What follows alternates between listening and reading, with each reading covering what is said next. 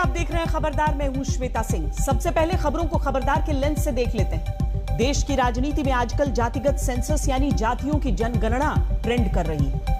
इसीलिए आज हम कौन जात हो वाली इस राजनीति को डिकोड करेंगे। जाति की जनगणना से सोशल इंजीनियरिंग को साधने का फॉर्मूला क्या है, जाति के रजिस्टर में कितना सियासी वजन है, इससे कौन सी पार्टी खुश है, कौन बेचैन, कौन अपनी सियासत में धार लगा रहा है, इस पॉलिटिक्स की पूरी पिक्चर आज समझिएगा। खबरदार का फोकस इस मुद्दे पर रहेगा। पिछले साल गलवान में चीन को भारतीय सैनिकों ने करारा जवाब दिया था। भारत हमेशा इस टकराव के बारे में बात करते हुए मुखर या अंग्रेजी में कहें तो बोल्ड रहा, जबकि चीन सच छुपाता रहा और प्रोपेगेंडा वीडियो के जरिए अपनी बहादुरी साबित करने की कोशिश करता रहा। चीन ने 45 सेकंड का एक वीडियो यह सोचकर जारी किया था कि इससे उसके सैनिकों की छवि सुधरेगी और वो अपनी झूठी बहादुरी और शान को साबित कर सकेगा, लेकिन वीडियो में चीन ने खुद ही अपनी बेइज्जती करवा ली। आपको हैरानी होगी कि शी जिनपिंग ने बाकायदा ऐसे वीडियो जारी करने के लिए एक सेंट्रल प्रोपेगेंडा डिपार्टमेंट बनाया हुआ है। हो सकता है यह वीडियो उसी डिपार्टमेंट ने आगे बढ़ाया। ऐसे में वीडियो के उल्टे असर के बाद पूरे डिपार्टमेंट को शी जिनपिंग से बहुत डांट पड़ने वाली। आज चीन की पोल खोलने वाले इस वीडियो का विश्लेषण करेंगे और आपको चीन के प्रोपेगेंडा डिपार्टमेंट का बायोडेटा दिखाएंगे। इसके बाद आपको उस एयरबेस के बारे में बताएंगे जो भारत के लिए एक अलार्म है। कोरोना के समय में चीन को बहुत रास आया है। जब दुनिया कोरोना से निपटने में व्यस्त रही, तब चीन ने एयरबेस बनाकर मध्य एशिया में दबदबे की तैयारी कर ली। चीन के एयरबेस और अंडरग्राउंड अड्डे की एक्सक्लूसिव रिपोर्ट जरूर देखिएगा। और शुरू में ही आपको एक्स्ट्रा खबरदार कर देते हैं। भारत को जल्द ही हार्पून मिसाइल मिलने का रास्ता साफ हो गया है। अमेरिका ने एंटी शिप हार्पून मिसाइल की डील को मंजूरी दे दी है। इस मिसाइल को सबसे सफल एंटी शिप मिसाइल माना जाता है। इसे करीब 30 देश इस्तेमाल करते हैं। भारत के साथ अमेरिका की यह डील करीब 609 करोड़ रुपए की है। इस मिसाइल के साथ भारत को इससे जुड़े कई उपकरण दिए जाएंगे और इस डील का कूटनीतिक संकेत यह है कि भारत और अमेरिका के संबंधों में मजबूती आई। जातियों पर सत्ता के खेल से हमेशा ही भारतीय राजनीति का पाला पड़ता रहा है। जातियों की इसी राजनीति का एक मुद्दा है जाति जनगणना। वैसे है तो यह बहुत पुराना मुद्दा, लेकिन इस पर अब फिर से नई धार लगाने की कोशिश हो रही है। बिहार के मुख्यमंत्री नीतीश कुमार ने जाति जनगणना पर केंद्र सरकार के सामने राजनीति का धर्म संकट खड़ा कर दिया है। उन्होंने इस मुद्दे को तूल देकर बिहार की पूरी राजनीति साध ली है। यूपी की राजनीति भी इस मुद्दे पर चमक उठी है। नीतीश ने जाति जनगणना को राजनीति के विमर्श में ऐसे समय में झोंक दिया है जब केंद्र सरकार ने जाति जनगणना न कराने का फैसला कर लिया था। कौन जात हो, ये सवाल सरेराह भले ना पूछा जाए, लेकिन राजनीति से जरूर पूछती है। चुनाव दर चुनाव समीकरण बनते हैं जातियों के। जातियों पर सत्ता के खेल होते हैं, सियासी गुणा। लेकिन भारत में जातियों का जो रजिस्टर है वो 90 साल पुराना है। इसलिए जातियों की फिर से गिनती का सवाल उठता रहा है। लंबे समय बाद अब की बार जाति जनगणना का सुर एनडीए के ही पार्टनर नीतीश बाबू ने साध लिया है। आप यह मत समझिए कि कोई जात को अच्छा लगेगा, कोई जात को खराब लगेगा, ऐसी बात नहीं। ये सभी के हित में, ये बिल्कुल गलत बात है। कोई तनाव नहीं है, समाज में खुशी होगी। और ये अच्छी तरह जान लीजिए कि सभी तबके के लोगों का जो जातीय जनगणना हो जाएगी तो सबका सेटिस्फैक्शन होगा, ये जान लीजिए। नीतीश कुमार जाति जनगणना का ये दाव ऐसे समय में चल रहे हैं जब केंद्र सरकार ने 2021 की जनगणना में जातियों को गिनवाने के फैसले से इनकार किया है। लेकिन नीतीश कुमार जोर लगा रहे हैं कि सरकार उनकी बात मान ले। गुहार प्रधानमंत्री नरेंद्र मोदी तक लगाने की तैयारी है। सोमवार को नीतीश की पार्टी जेडीयू के नेताओं ने केंद्रीय गृह मंत्री अमित शाह से मुलाकात भी की है। हम लोगों ने सभी के हस्ताक्षर से एक मेमोरेंडम उनको दिया है जिसमें हम लोगों ने जाति आधारित जनगणना की मांग की है। आदरणीय गृह मंत्री जी ने कहा कि इस पर फिर चर्चा करेंगे। आप लोगों का भी जो पक्ष है वो सही है, कुछ और भी तर्क है जो जिस पर हम लोग बात करेंगे। हम लोगों ने कहा कि हम लोग जब भी आप बात करने के लिए बुलाएंगे हम लोग हाजिर हैं, लेकिन हमारी मांग जाति आधारित जनगणना की है। नीतीश कुमार ने बिहार की सत्ता संभालने के बाद के वर्षों में अति पिछड़ा के दांव से खुद को मजबूती दी, लेकिन 2020 के बिहार चुनाव में नीतीश उतने मजबूत नहीं रहे जितने वो हुआ करते थे। अब नीतीश ने उस मुद्दे को छू लिया है। जिसमें 1990 की मंडल की राजनीति का अगला अध्याय लिखने की कुव्वत। और इसी दांवपेच में नीतीश 30 जुलाई को अपने विरोधी आरजेडी नेता तेजस्वी यादव से भी मिलाए थे। मुख्यमंत्री जी लगातार जो है कहते रहते हैं कि हम इसके पक्ष में हैं, लेकिन कराएगा कौन? आखिर डबल इंजन की सरकार है, एनडीए की सरकार है यहाँ भी और केंद्र में भी। तो इसलिए हम लोगों को लगा कि भाई बिहार विधानसभा के मान सम्मान के लिए हम सब लोग जो है मुख्यमंत्री से मिलके ये प्रस्ताव रखें कि भाई आप प्रधानमंत्री जी से समय लीजिए और समय लेकर के सारे दल जो भी बिहार विधानसभा में हैं वो सारे दल के नेता डेलीगेशन एक हम लोग कमेटी बना करके प्रधानमंत्री से मिले।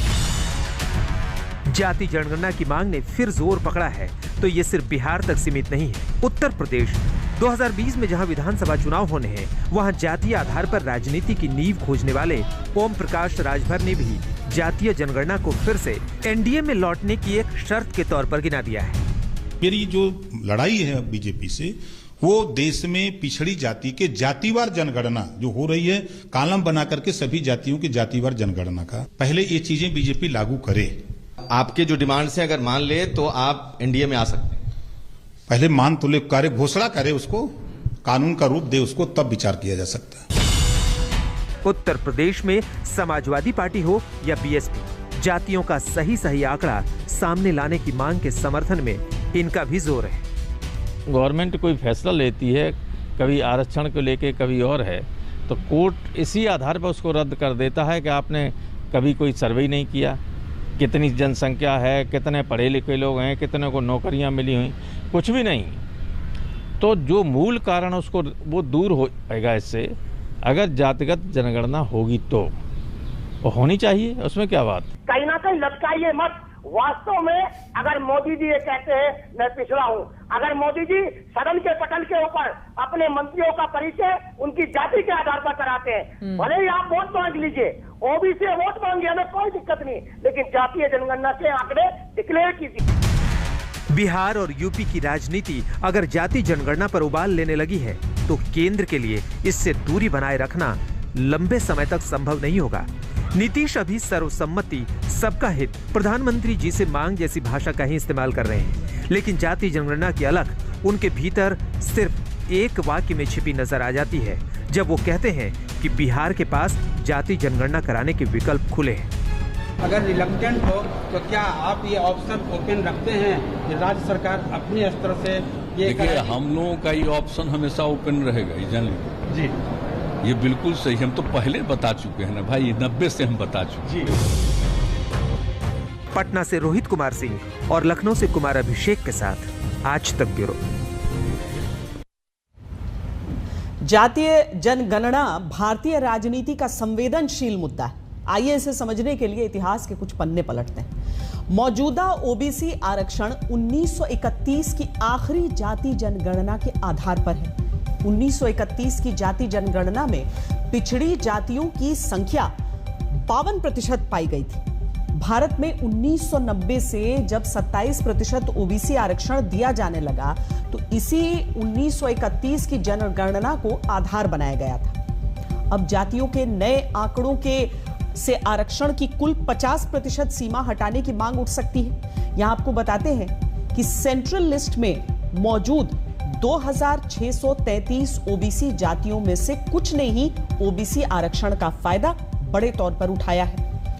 रोहिणी कमीशन के अनुसार सेंट्रल लिस्ट की 983 ओबीसी जातियों की नौकरियों और शिक्षा में हिस्सेदारी न के बराबर है।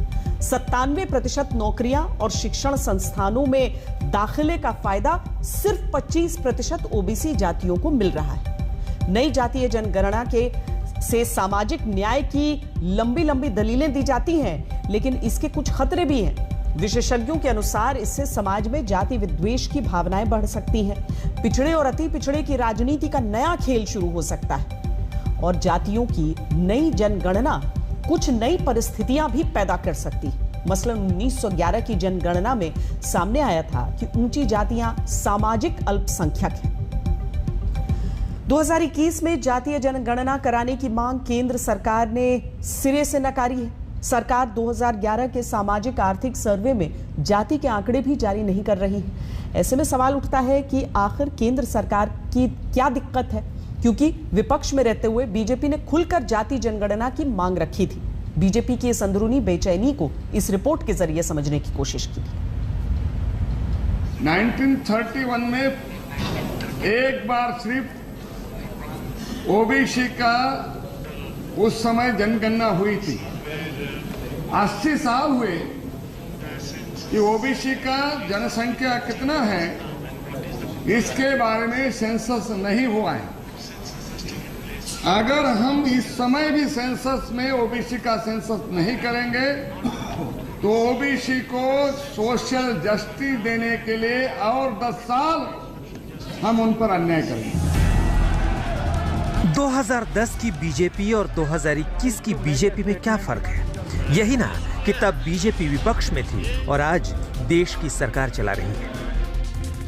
कास्ट सिस्टम को आपके कोई सत्ता के कारण कुछ गड़बड़ हुआ ऐसा नहीं मानता हूं, लेकिन वास्तविकता है जात है जो कभी जाति नहीं। और जाति के आधार पर हम जनगणना इसलिए आवश्यकता क्यों है? क्योंकि पिछड़ापन जाति से जुड़ा हुआ है, जाति पिछड़ेपन से जुड़ी है। अब 63 साल के आजादी के बाद भी आप उनको न्याय नहीं देना चाहते हैं। जनगणना में ओबीसी का जनगणना में नहीं करना, ओबीसी को जस्टिस सोशल जस्टिस नकारना। तब जो पार्टी जाति जनगणना के समर्थन में इतनी मुखर थी, उसी पार्टी की सरकार न सिर्फ जाति जनगणना कराने से इनकार कर रही है, बल्कि 2011 में जो सामाजिक आर्थिक सर्वेक्षण हुआ और जातियों की नए सिरे से गिनती की गई, उसके आंकड़े भी जारी नहीं कर रही। आखिर क्यों? इस सवाल का जवाब पाने के लिए कुछ दूसरे सवालों के जवाब तलाशने होंगे। पहला सवाल, क्या ओबीसी जातियों की हिस्सेदारी के बढ़ने या घटने का असर मौजूदा राजनीतिक समीकरणों पर पड़ सकता है? दूसरा सवाल, जिस बीजेपी ने ओबीसी जातियों की राजनीति को नई धार देकर सत्ता के कई जिताऊ फॉर्मूले तैयार किए हैं, उसमें छेद लगने की संभावना है। तीसरा सवाल, जाति जनगणना के बाद जिसकी जितनी हिस्सेदारी उसकी उतनी भागीदारी के नारे के असर को संभाल पाना सरकार को टेढ़ी खीर लग रही है। चौथा सवाल, संसद से सड़क तक और सड़क से कोर्ट तक क्या सरकार के सामने आरक्षण का नया मुद्दा खड़ा हो जाएगा? देखिए, जब हो जाएगा आपका जातिगत जनगणना, तो इस पर ये राजनीति ही पूरी पलट जाएगी।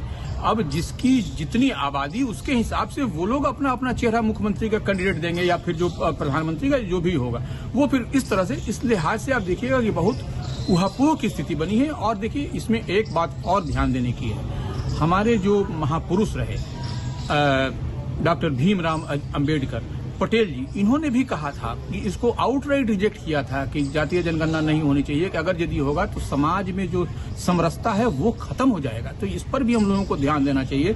सिर्फ स्वार्थ के लिए, राजनीति करने के लिए यह जातिगत जनगणना नहीं होनी चाहिए, क्योंकि थोड़ा सा भी हम लोग अगर पटेल जी को और अपने महापुरुष अंबेडकर जी को पढ़ेंगे तो ये उन्होंने जब इसको खारिज किया था, तो इसमें थोड़ा सा आदमी को नजरअंदाज करना चाहिए, हमारी समझ।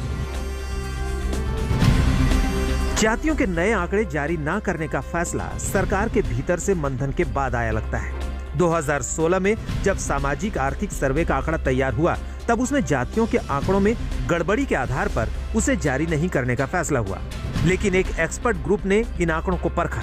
एक्सपर्ट ग्रुप की रिपोर्ट का क्या हुआ, इसकी कोई जानकारी नहीं है। उधर साल 2018 में केंद्रीय गृह मंत्री की हैसियत से राजनाथ सिंह ने 2021 की जनगणना में जातियों को गिनने का भरोसा दिया।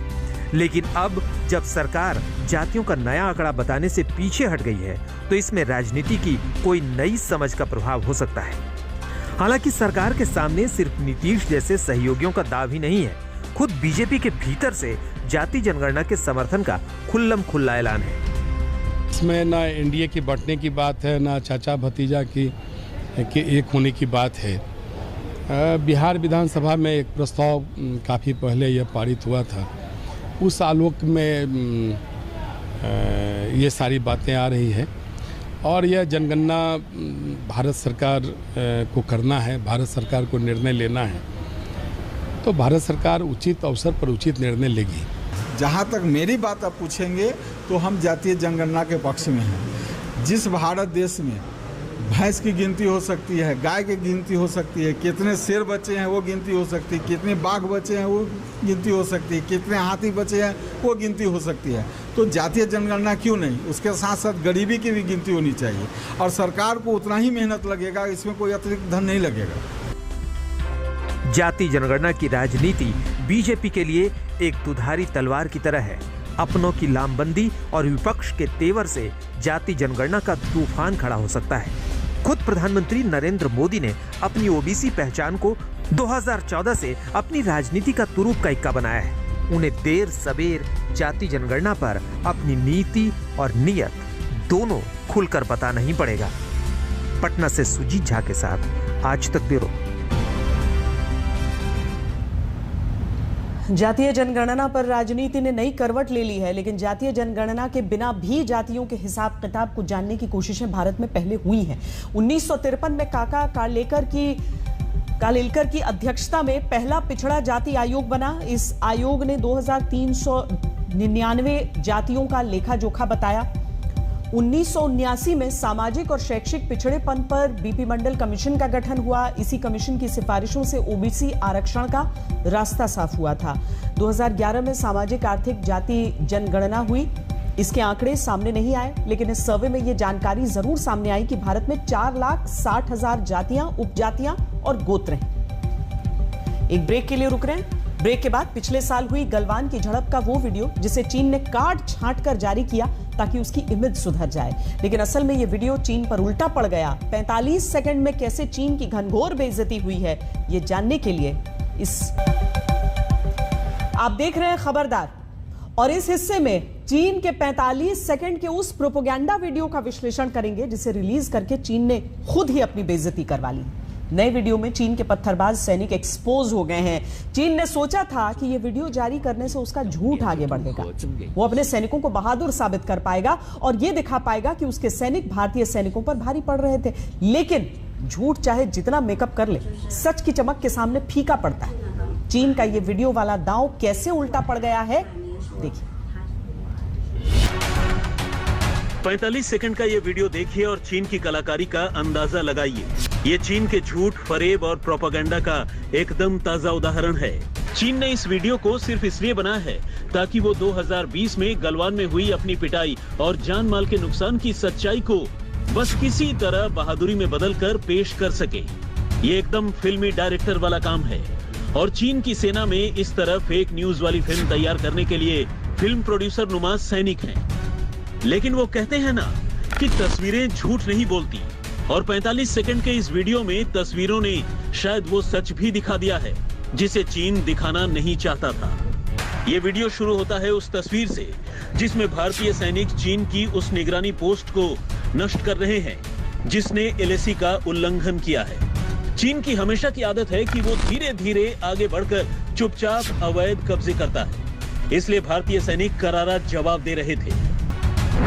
इसके सिर्फ 2 सेकंड बाद अगले ही सीन में चीन के सैनिक ऊंचाई से पत्थर बरसाते हुए दिखते हैं। वीडियो में यह भी दिखता है कि चाइनीज सैनिक कैसे गलवान नदी के खून जमा देने वाले ठंडे पानी में कमजोर पड़ रहे हैं और भारतीय सैनिक उन्हें पीछे धकेल रहे हैं। इसके बाद वीडियो का वो हिस्सा देखिए जहां चीन की पीपल्स लिबरेशन आर्मी के सैनिक नदी में बहते दिखाई दे रहे हैं और पीछे एक बुलडोजर है जो इस बात की पुष्टि करता है कि चीन नदी की धार में बदलाव की कोशिश कर रहा था ताकि उसे फायदा हो। हमने एक्सेप्ट किए थे कि हमारे फिगर्स करीब 20 है और ये भी क्लेम किया था चाइनीज साइड में 40+ आदमी जो है वो मारे गए हैं, मगर चाइना ने अल्टीमेटली सिर्फ 4 आदमी मारे जाने का एक्सेप्ट किया था। वेरी फैक्ट कि ये भी जो वीडियो है इसको साल भर के बाद दिखाया जा रहा है, यही उससे कंक्लूड किया जा सकता है कि चाइना जो है अपने सिटीजन्स को बड़ा कंट्रोल्ड इंफॉर्मेशन देती है, एग्जैक्ट ट्रूथ कभी नहीं बोलती है, और वही चीज जो है आज पता चल रहा है। चीन ने इस वीडियो क्लिप को वांग जोरान नामक उस चीनी सैनिक के परिवार के इंटरव्यू से जोड़ा है जिसके झड़प में मारे जाने की पुष्टि चीन ने की थी। तो खेल ये है कि इस एक्शन वीडियो में थोड़ा सा इमोशन का तड़का भी लगा दिया जाए, लेकिन ये हथकंडे अब पुराने हो चुके हैं। पारखी नजर से इन्हें तुरंत पकड़ा जा सकता है। चाइना ने निहत्थे हिंदुस्तानी सैनिकों को बहुत बड़ी तादाद में घेरा, उनके ऊपर स्टोन पेल्टिंग की, उनको कांटेदार डंडों से उनको मारा। और जब हमने जो भी कार्रवाई की तो काफ़ी हद तक और काफ़ी ज़्यादा स्ट्रेंथ में हमने चाइनीज सोल्जर्स को फास्ट फ्लोइंग गलवान रिवर में फेंक दिया, जिसके फ्रीजिंग वाटर्स में वो मर गए। ये साफ तौर पे चाइना को बेनकाब करता है इंटरनेशनली। और चाइना के अंदर भी तकरीबन 4.25 लाख लोगों ने ये वीडियो को देखा है। उनको साफ तौर पे नजर आना चाहिए कि चाइना हिंदुस्तान के साथ फिजिकली, इमोशनली, इंटेलेक्चुअली, मेंटली नहीं टिक सका। आपको याद होगा कि गलवान घाटी में हिंसक झड़प के सच को 8 महीने तक दबाए रखने और गलवान में मारे गए अपने सैनिकों की संख्या को 8 महीने तक छिपाए रखने के बाद फरवरी में चीन ने गलवान की हिंसक घटना का अर्ध सत्य कबूल किया था। वो हमेशा गलवान के सच से मुंह छिपाता रहा, अपने सैनिकों के मारे जाने की खबरों पर पर्दा डालता रहा और जब पोल खुली तो कहने लगा कि भारतीय सैनिकों के मुकाबले चीन के बहुत कम सैनिक मारे गए थे, जबकि सच इससे उलट था। चीन की फजीहत इस बात पर भी हुई कि गलवान घाटी में शहीद हुए भारतीय सैनिकों को देश ने पूरे सम्मान के साथ अंतिम विदाई दी। उन्हें सैन्य पदकों से नवाजा गया, लेकिन चीन अपने ही सैनिकों की मौत को न सिर्फ छिपाता रहा बल्कि उनकी शहादत को सम्मान तक नहीं दे पाया। जिस तरह से कर्नल संतोष बाबू सहित 20 हमारे बहादुर वीरों ने हमारे देश के लिए जान की आहुति दी थी, उसी समय हम लोग ने चाइना पर भी बहुत कड़ी और बहुत आक्रामक जवाब दिया था। जनरल जोशी, जो उस समय नॉर्दर्न आर्मी कमांडर थे, उन्होंने भी बताया था कि हमारे नजरानी से हम लोग ने ध्यान दिया है कि करीब 45 चीन के सैनिक मारे गए थे। यही चीज पुष्टि की गई रशियन एजेंसी टैस से, लेकिन चाइना को 6 महीने लगे बताने के लिए कि उनके बस 4 जवान घायल हुए हैं या 4 जवानों की मौत। नोट करने वाली बात यह है कि प्रोपेगेंडा वीडियो भारत और चीन के बीच हुई 12वें दौर की बातचीत के 2 दिन बाद सामने आया है। गलवान और पेंगोंग में सेनाएं पहले ही पीछे जा चुकी हैं। गोगरा पर बात हो गई है, वहां भी गतिरोध खत्म होगा। हॉट स्प्रिंग्स में भी गतिरोध खत्म होने वाला है, लेकिन चीन लगातार डेप्सांग पर बातचीत से कतरा रहा है और वीडियो वाले माइंड गेम खेल रहा है। नेगी के साथ आज तक ब्यूरो। चीन की प्रोपेगेंडा मशीनरी पर दुनिया के एक थिंक टैंक ने बाकायदा रिसर्च किया है। इस थिंक टैंक का नाम है मैक्रोपोलो। इसके अनुसार कम्युनिस्ट पार्टी ऑफ चाइना यानी सीसीपी का एक पूरा डिपार्टमेंट सिर्फ इस बात पर काम करता है कि प्रोपेगेंडा, झूठ और अर्ध सत्य को कैसे फैलाया जाए। प्रोपेगेंडा वीडियो से चीन के सत्ताधीशों को चमकाया जा सके, उनकी बहादुरी का झूठा प्रदर्शन होता रहे। सेंट्रल प्रोपेगेंडा डिपार्टमेंट का काम है सारी सूचनाओं पर चीन की सत्ता का फिल्टर लगाना और चीन के पक्ष में तमाम सूचनाएं फैलाना, फिर चाहे वो झूठी ही क्यों ना हो। इस डिपार्टमेंट का नाम है सीपीडी यानी सेंट्रल प्रोपेगेंडा डिपार्टमेंट। ये 1924 में बनाया गया था, जबकि कम्युनिस्ट पार्टी ऑफ चाइना 1921 में स्थापित हुई थी, यानी स्थापना के 3 साल बाद ही प्रोपेगेंडा डिपार्टमेंट बना लिया था। इस डिपार्टमेंट पर शी जिनपिंग का सीधा कंट्रोल है और ये चीन के प्रिंट मीडिया, इलेक्ट्रॉनिक मीडिया, किताबों के प्रकाशन और इंटरनेट सब पर नियंत्रण रखता है और चीनी सत्ता के पक्ष का एजेंडा दुनिया भर में फैलाने की कोशिश करता है। शिक्षा, साहित्य, विचारधारा से जुड़े काम सब में इस डिपार्टमेंट का दखल रहता है। जाहिर है गलवान का जो वीडियो चीन से आया है वो इसी डिपार्टमेंट की कारस्तानी होगा। 12 दौर की बातचीत हो चुकी है। एलएसी पर अलग अलग जगहों पर शांति के समझौतों की कोशिशें हो रही हैं, लेकिन इसके साथ ही चीन बहुत आक्रामक रवैया अपनाते हुए एयरबेस से जुड़े हुए अंडरग्राउंड अड्डे बनाने में जुटा है। यानी जब भारत कोरोना से निपट रहा था तब चीन लगातार एयरबेस और अंडरग्राउंड अड्डे बनाने में जुटा था। अब चीन का प्लान एडवांस स्टेज में पहुंच चुका है। इन गतिविधियों को हल्के में नहीं लिया जा सकता। आप देखिए कि पूरे मध्य एशिया में अपना दबदबा बनाने के लिए चीन के अंडरग्राउंड इरादे क्या हैं। ये आज तक और ओपन सोर्स इंटेलिजेंस टीम की एक्सक्लूसिव रिपोर्ट है, जिसका विश्लेषण भारत के एंगल से करना जरूरी है। ये चीन का नया एयरबेस है। इसे सामान्य एयरपोर्ट समझने की भूल मत कीजिएगा। इस एयरबेस के नीचे चीन के नए षड्यंत्र अंदर ही अंदर पक रहे हैं। चीन ने पिछले साल यानी अप्रैल 2020 में इसे बनाना शुरू किया था। समय पर गौर कीजिए, ये निर्माण लद्दाख में भारत और चीन के टकराव से ठीक पहले शुरू हुआ था। इस एयरबेस की लोकेशन भारत और चीन दोनों के लिए सामरिक दृष्टि से बहुत महत्वपूर्ण है। तशकुरगान में बना ये एयरबेस अफगानिस्तान, ताजिकिस्तान और पाकिस्तान के अवैध कब्जे वाले कश्मीर यानी पीओके के बेहद करीब है। आज तक को जो सैटेलाइट तस्वीरें मिली हैं, उन्हें देखने पर इस एयरबेस का असली मकसद साफ हो जाता है।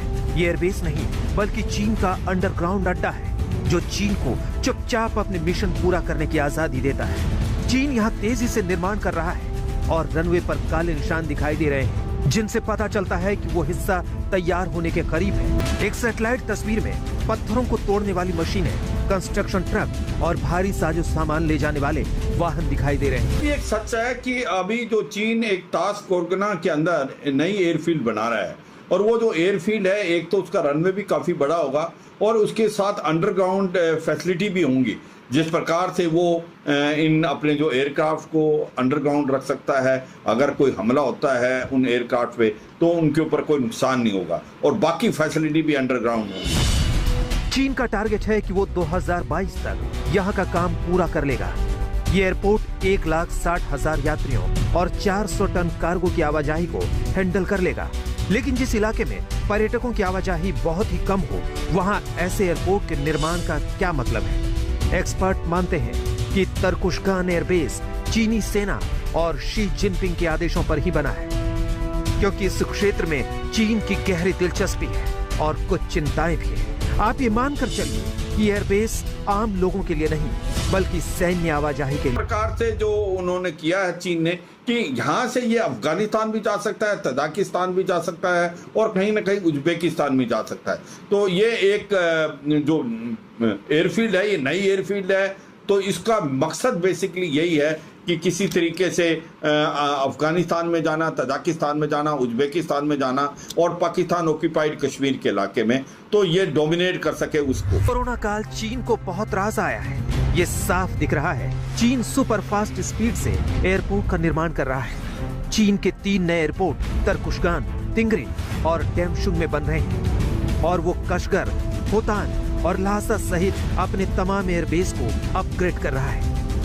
उसने फाइटर जेट्स को 3 फीट मोटी दीवारों से सुरक्षित किया है, जो मिसाइल और बम की सीधी स्ट्राइक से उसे बचा सके। मार्च 2021 में ही चीन की सरकार ने तिब्बत में 20 एयरफील्ड तैयार करने के प्लान को मंजूरी दी थी। सारे संकेत यही कहते हैं कि चीन युद्ध की तैयारी कर रहा है। इस तैयारी की एक वजह है भारतीय वायुसेना की जबरदस्त ताकत और स्ट्राइक रेट। लद्दाख में भारतीय वायुसेना को जो बढ़त हासिल है, उसका मुकाबला किया जा सके। चीन की नजर भारत के साथ साथ अफगानिस्तान पर भी है, क्योंकि तालिबान की वजह से उसके शीजियांग प्रांत में अशांति हो सकती है, जहां वो उइगर मुसलमानों के लिए कंसंट्रेशन कैंप चला रहा है। हाल ही में चीन ने तालिबान के आतंकियों का स्वागत किया था और तालिबान की तारीफों के पुल बांधे थे।